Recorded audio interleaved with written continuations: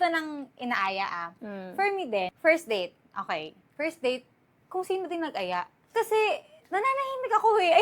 Wala akong plano na mabas eh. Tapos ayain mo ako. Yung feeling ko magagi sa akin yung ibang babae dito. Like, nananahimik tayo, first and foremost.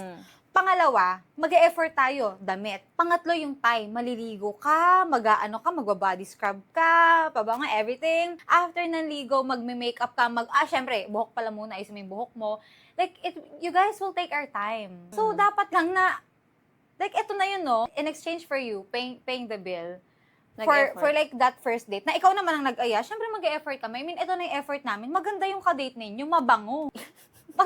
Maganda yung hair, naka-blowout, naka-curls and everything. Tapos yung face card, kahit ito pambayad mo dun sa sa card, gaganyan mo lang. Hindi magde-decline yan.